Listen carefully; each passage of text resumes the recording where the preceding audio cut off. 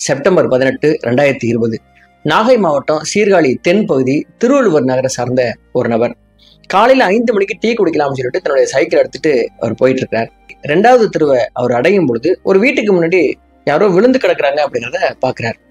ஒருவேளை மயக்கப்பட்டு கீழே விழுந்திருப்பாங்களோ அப்படின்னு சொல்லிட்டு அவங்கள தூக்கி விடலாம் அப்படின்னு சொல்லிட்டு சைக்கிளை நிறுத்திட்டு தூக்க வந்தவர் பார்த்தது மிகப்பெரிய அதிர்ச்சி. அவர் போட்ட சத்தத்துல அடுத்த 2 நிமிஷத்துல அந்த தெருவில் அந்த அத்தனை பேரும் அங்க கூடிட்டாங்க. அப்படி அவர் என்ன பார்த்தாரு அப்படின்னா, ஒரு பெண் கீழே விழுந்து கிடக்குறாங்க. அவங்க தலை உடைஞ்சு, அதாவது ரொம்ப கொடூரமான முறையில அவங்க இறந்துருக்கிறாங்க. ரத்தம் குளம் போல அந்த இடத்துல பெருகி கிடக்கிறத பார்த்துட்டு தான் அவர் அப்படி கத்திருக்கிறார். இறந்து கிடந்தவங்களை பார்த்துட்டு அந்த தெருவில் இருக்கிற அத்தனை பேரும் அழுதாங்க. என்ன நடந்துச்சு அப்படின்னு ஒருத்தருக்கு கூட புரியல. இவங்களுக்கு இப்படிப்பட்ட மரணமா அப்படின்னு சொல்லிட்டு எல்லாரும் ஃபீல் பண்ணிட்டு இருக்காங்க. அடுத்த அரை மணி நேரத்துல சீர்காழி போலீஸ் ஸ்டேஷனுக்கு இந்த தகவல் போகுது. போலீஸ் டீம் இங்க வர்றாங்க, ஃபாரன்சிக் டிபார்ட்மெண்ட்ல இருந்து வர்றாங்க. வந்து இந்த பாடியை கைப்பற்றி இவங்க யாரு அப்படிங்கிற என்கொயரியில அவங்க இறங்கும் பொழுது, இறந்து போன இந்த பெண்ணுடைய பேர் சித்ரா. இவங்களுக்கு 49 வயசு.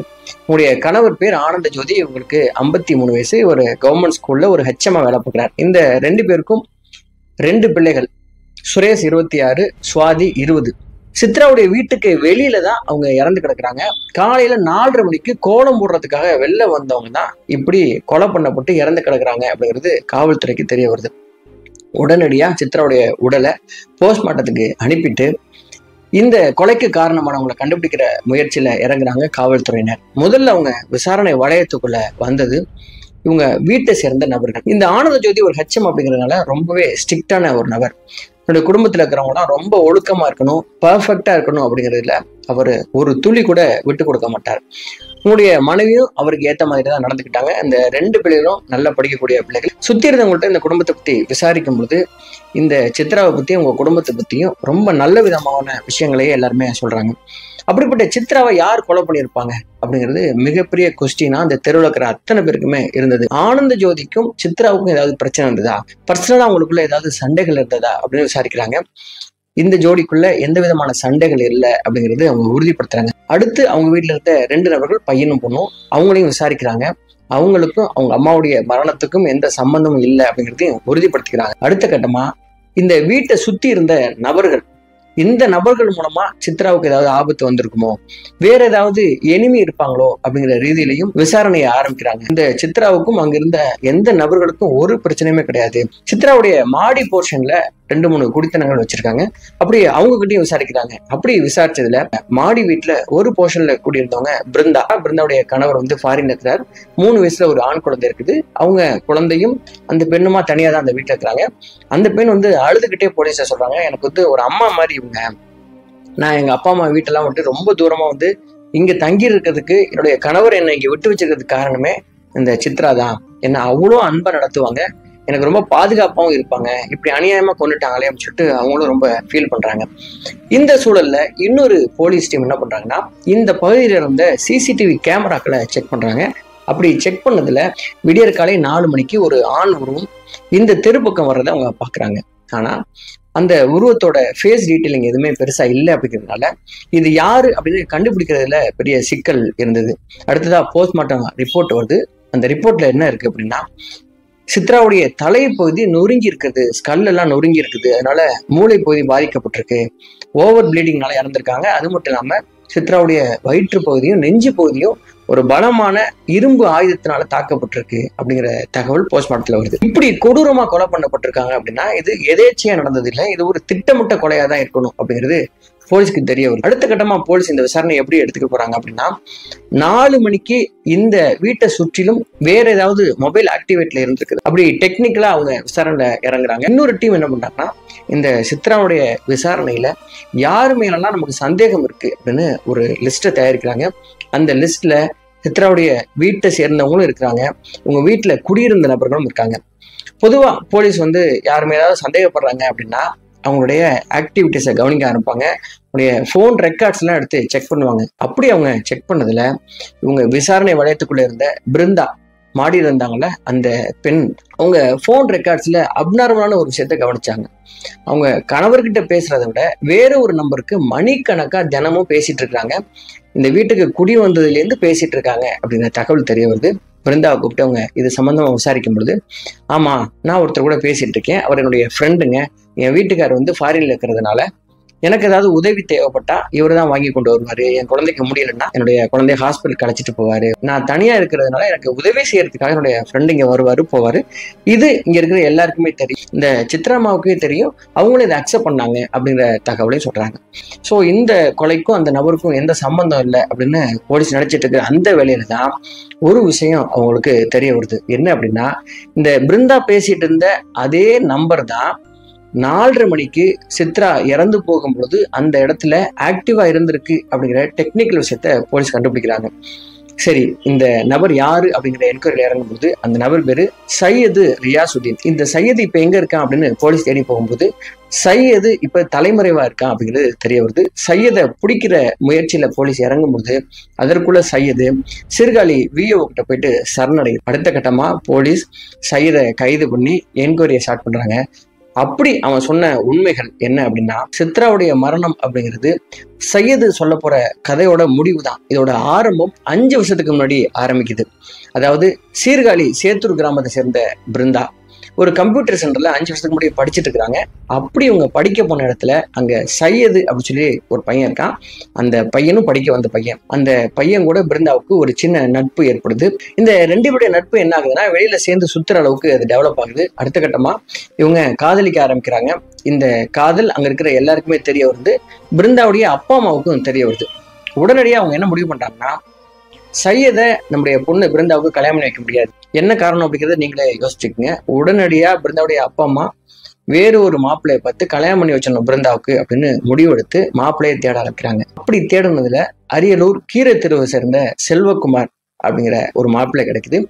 இவருக்கு 2016ஆம் ஆண்டு எந்த விஷயத்தையும் சொல்லாம, தன் பொண்ணுக்கு முன்னாடியே ஒரு காதல் இருந்த விஷயத்தெல்லாம் சொல்லாம கல்யாணம் பண்ணி வச்சிடறாங்க. கல்யாணத்துக்கு அப்புறம் செல்வகுமாரும் பிருந்தாவும் அவங்க வாழ்க்கையை நல்லா தான் ஸ்டார்ட் பண்ணியிருக்காங்க. பிருந்தாவும் தன்னுடைய பழைய காதலை மறந்துட்டு தன்னுடைய கணவன் கூட ரொம்ப அன்பாவே குடும்பம் நடத்த ஆரம்பிக்கிறாங்க. இந்த அன்போட விளைவா அடுத்த சில மாதங்களையே பிருந்தா கன்சீவ் ஆகுறாங்க. கன்சீவ் ஆனதும் செல்வகுமார் என்ன சொல்றாரு அப்படின்னா, இது வரைக்கும் நம்ம 2 பேரு, இதுக்கப்புறம் நமக்கு ஒரு குழந்தை பிறக்க போகுது, அதனால நான் இங்க இருக்கிறத விட ஃபாரினுக்கு போய் சம்பாரிச்சு அனுப்புறேன், நம்ம வீடு கட்டணும், பசங்களுக்கு நிறைய சொத்து வாங்கணும், இந்த மாதிரி இருக்கிறதுனால நான் ஃபாரின்ல போய் சம்பாதிச்சாதான் சரியா இருக்கும் அப்படின்னு சொல்லிட்டு தன்னுடைய மனைவியை இங்கேயே விட்டுட்டு ஒரு ஃபாரின் கிளம்புறாரு. கணவர் கூட இருக்கிற வரைக்கும் இந்த பிருந்தாவுக்கு தனிமைங்கிற உணர்வே தெரியல. கணவர் என்னைக்கு ஃபாரின் போனாரோ அந்த நாள்ல இருந்து அவங்க தனியா இருக்கிறத ஃபீல் பண்ணி அவங்க பழைய காதல் அவங்களுக்கு ஞாபகம் வர ஆரம்பிச்சிருச்சு. அடுத்த கட்டமா இப்ப சையது என்ன பண்றான், எங்க இருக்கான் அப்படின்னு அவங்க தேட ஆரம்பிச்சாங்க. சையது இப்ப என்ன பண்றான் அப்படின்னா, சிமெண்ட், ஜல்லி, மண் இதெல்லாம் விற்கிற தொழில ஆரம்பிச்சு ஓரளவு நல்ல பிசினஸ் பண்ணிட்டு இருக்கான். சையதை இவங்க மீட் பண்றதுக்காக சோசியல் மீடியா மூலமா அவங்கள திருப்பி தொடர்பு கொள்ள ஆரம்பிக்கிறாங்க. சையதும் அதுக்கு ரிப்ளை பண்றான். 2 பேரும் நம்பரை எக்ஸ்சேஞ்ச் பண்ண ஆரம்பிக்கிறாங்க. விட்டு போன பழைய உறவை மறுபடியும் அவங்க கண்டினியூ பண்ண ஆரம்பிக்கிறாங்க. பிருந்தா இருக்கிறது அரியலூர் பகுதி, சையது இருக்கிறது சீர்காழி பகுதி. 2 பேரும் சந்திக்கிறதுக்கு தூரம் ஒரு பெரிய பிரச்சனையா இருக்கு அப்படின்னு யோசிச்சவங்க சையது சொல்றான், நீ சீர்காழி பகுதிக்கே வந்துரு, நம்ம சந்திக்கிறது ரொம்ப வசதியா இருக்கும் அப்படின்னு அவன் சொன்னதுனால பிருந்தா என்ன பண்றாங்கன்னா, சீர்காழி பகுதி இந்த திருவள்ளுவர் நகர் 2வது தெருக்கு குடி வர்றாங்க. அதாவது சித்ராவுடைய மாடி போர்ஷனுக்கு தான் அவங்க வர்றாங்க. வந்ததும் மெல்லமா இப்ப சையதை தன்னுடைய வீட்டுக்கு வர வைக்கிறாங்க.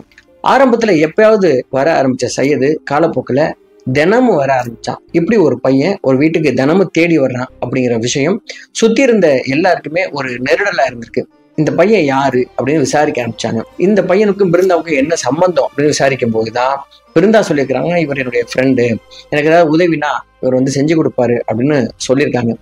ஆனாலும் கூட சித்ராவுக்கு இவங்களுக்குள்ள வேற ஏதோ தவறான உறவு இருக்கு அப்படிங்கிறது அவங்களுக்கு புரிஞ்சு போச்சு. ஏன்னா அவங்களும் ஒரு அம்மா இல்லையா, அந்த வயசை தாண்டி தானே வந்திருப்பாங்க. அவங்க பிருந்தாவை கூப்பிட்டு கண்டிக்கிறாங்க, இந்த பாருமா உன் வீட்டுக்காரர் வெளிநாட்டுல இருக்கிறாரு, இதெல்லாம் தப்பு, இதுக்கப்புறம் நான் இதை அலோவ் பண்ண மாட்டேன், அவனை இனிமே வர வேணாம்னு சொல்லிடு அப்படின்னு சொல்றாங்க. ஆனா அதை கேட்காத பிருந்தா மறுபடியும் இந்த சையதை வீட்டுக்கு வர வைக்கிறதும் இந்த 2 பேரும் வீட்டுக்குள்ள போயிட்டு கதவை சாத்திக்கிறதுமா இருக்கிறாங்க. இதை பார்த்த சித்ரா ஒரு கட்டத்துல இந்த சையதை கூப்பிட்டு, இதுக்கப்புறம் இந்த வீட்டுக்கு நீ வரக்கூடாது, நீ வர்றதா இருந்தா வீட்டை காலி பண்ணிக்க சொல்லு அப்படின்னு சொல்லி ரொம்ப ஸ்ட்ரிக்டாவும் சொல்லிடுறாங்க. இந்த விஷயம் அக்கம் பக்கத்துல இருந்த எல்லாருக்குமே தெரியும். ஏன்னா அவங்க தான் சித்ராட்ட வந்து கம்ப்ளைண்ட் பண்ணியிருக்காங்க, உங்க வீட்டுல தங்கியிருக்கிற ஒரு பெண்ணை தேடி ஒரு பையன் வந்துட்டு போயிட்டே இருக்கான், அது நல்லா இல்லை, எங்க வீட்லயும் பொண்ணுங்க இருக்கு, இதை பார்த்து கெட்டு போயிடுவாங்க அப்படின்னு சொல்லி கம்ப்ளைண்ட் பண்ணதுனால சித்ரா ரொம்ப ஸ்ட்ரிக்டா இந்த விஷயத்த சொல்லியிருக்காங்க. இப்படியே போயிட்டு இருக்கும்போது இந்த பிருந்தா என்ன யோசிக்கிறாங்க அப்படின்னா, இந்த மாதிரி ஒரு வீடு நமக்கு கிடைக்காது. ரெண்டாவது, இந்த வீட்டுக்கு வந்ததுக்கே அவங்க கணவர்கிட்ட பல பொய்கள் சொல்லிதான் அந்த வீட்டுக்கு வந்திருக்காங்க. இப்ப மறுபடியும் இங்க இருந்து காலி பண்ணி போறதா இருந்தா அவங்க வீட்டுக்கு என்ன சொல்லுவாருன்னா, எதுக்கு காலி பண்ணி போற அப்படின்னு கொஸ்டின் எழுப்புவாரு. ரெண்டாவது, ஓனர்கிட்ட பேசணும் அப்படிம்பாரு. இல்லைன்னா தான் வந்ததுக்கு அப்புறம் வீடை காலி பண்ணிக்கலாம் அப்படிங்கிற தகவலை சொல்லுவார். இது மிகப்பெரிய பிரச்சனையா மாறுறதுக்கு வாய்ப்பு இருக்கு. அப்படிங்கிறதுனால இந்த இடத்துலயே நம்ம இருக்கிறது தான் நமக்கு சேஃப் அப்படின்னு இந்த 2 பேரும் சேர்ந்து பேசியிருக்கிறாங்க. நம்ம இங்கே இருக்கணும் அப்படின்னா நமக்கு எதிரியா இருக்கிற ஒரே ஒரு நபர் யாரு அப்படின்னா இந்த சித்ரா தான். இந்த சித்ராவை நம்ம கொலை பண்ணிட்டோம் அப்படின்னா நமக்கு எந்த பிரச்சனையும் இல்லை. சரி, கொலை பண்ணதுன்னா எப்படி பண்ணலாம் அப்படின்னு 2 பேரும் யோசிக்கும் பொழுது அதுல பிருந்தா காலையில எத்தனை மணிக்கு சித்ரா எந்திரிப்பாங்க, எத்தனை மணிக்கு சாப்பிடுவாங்க, எத்தனை மணிக்கு தூங்குவாங்க, ஈவினிங் எங்க வெளில போவாங்கன்னு எல்லாத்தையும் ப்ளூ பிரிண்ட் மாதிரி போட்டு கொடுத்துருக்காங்க.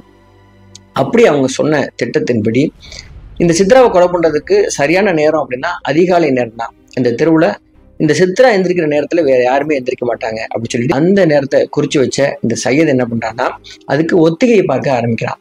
காலையில அவங்க எத்தனை மணிக்கு வருவாங்க அப்படின்னு சொல்லிட்டு வந்து மறைஞ்சு நின்று இதெல்லாம் பார்த்துக்கிட்டே இருக்கிறான். ஒரு முறை இந்த சித்ராவை கொலை பண்றதுக்கு ட்ரையும் பண்ணியிருக்கிறான். அன்னைக்கு அவன் ட்ரை பண்ணும்போது அந்த தெருவில் வேறு ஒரு நபர் வந்ததுனால அந்த திட்டத்தை அவனால எக்ஸிக்யூட் பண்ண முடியல. மறுநாள் அவன் ட்ரை பண்ணியிருக்கான். அந்த நாள் தான் செப்டம்பர் 18, 2020. அன்னைக்கு விடியற் காலையில 4 மணிக்கே வந்து இவங்க வீட்டுக்கு முன்னாடி இருக்கிற ஒரு மறைவான இடத்துல கையில இரும்பு பைப்போட வெயிட் பண்ணிட்டே இருந்திருக்கிறான். 4:30 மணிக்கு சித்ரா கோலம் போடுறதுக்காக வெளியில வந்து தண்ணி தெளிச்சிட்டு இருந்திருக்காங்க.